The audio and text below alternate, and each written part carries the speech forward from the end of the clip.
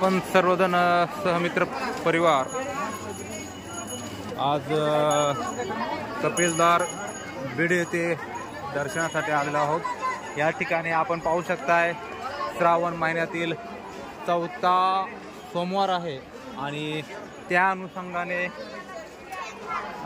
भाविक भक्तांची गर्दी हे देवांच्या दर्शनासाठी अपार झाली आहे। या ठिकाणी कंदमुलांची मूळ पण उपलब्ध आहे आणि अशा पद्धतीने सर्व उत्साहामध्ये दुकानदार आपले स्टॉल लावून थांबलेले आहेत ग्राहकांच्या सेवेसाठी।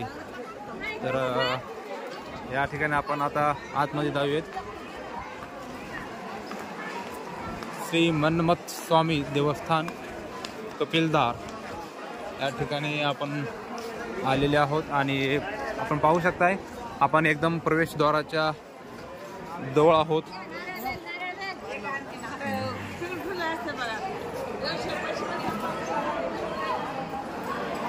हे प्रवेशद्वार आहे आणि प्रवेशद्वारच्या आतमध्ये आपण जात आहोत।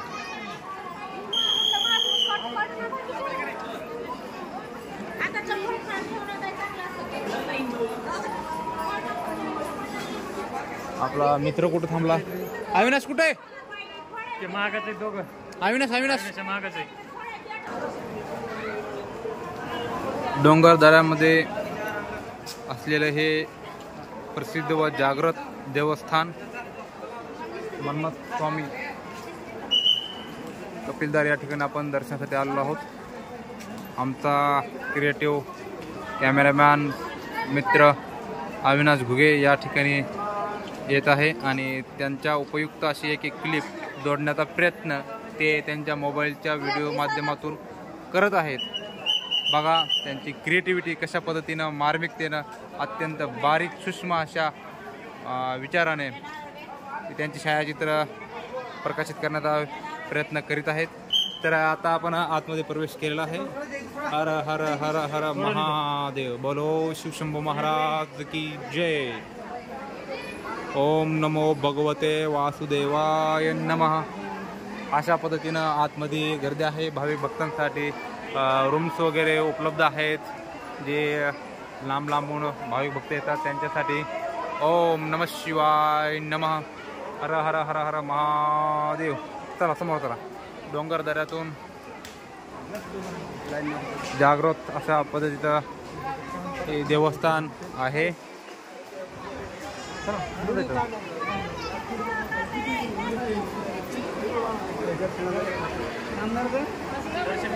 समोर जाऊन येतो दर्शन घ्यायचे।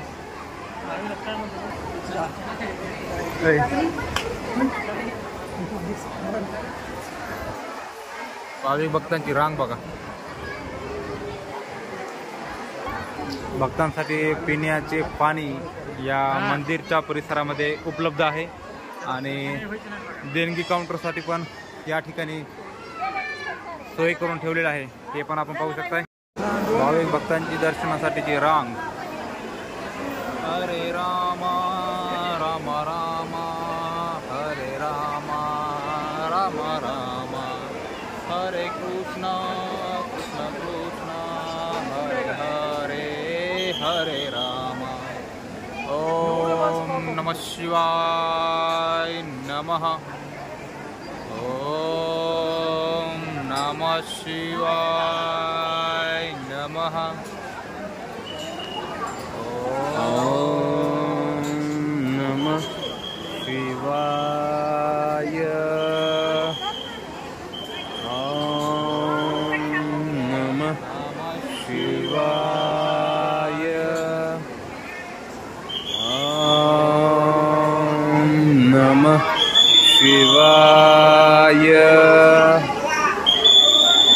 ओम नमः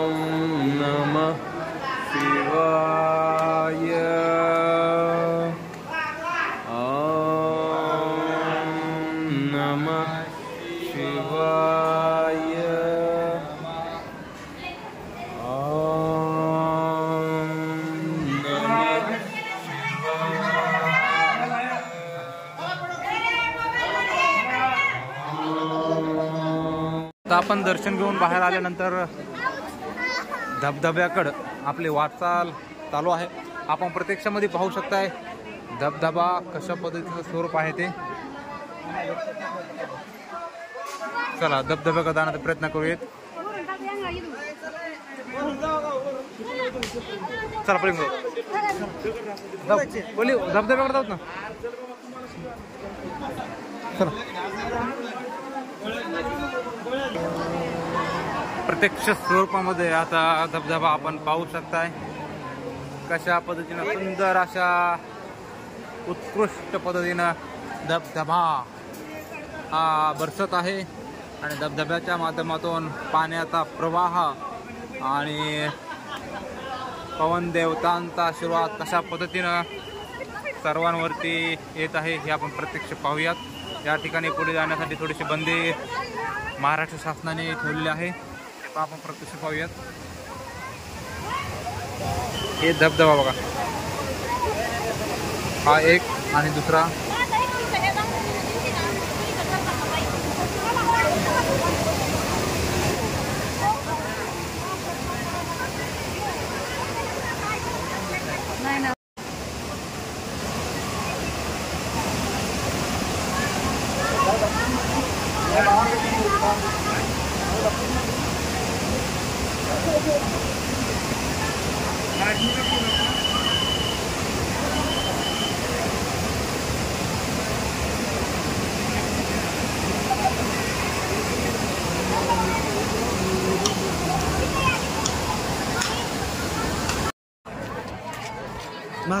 हो हो हां.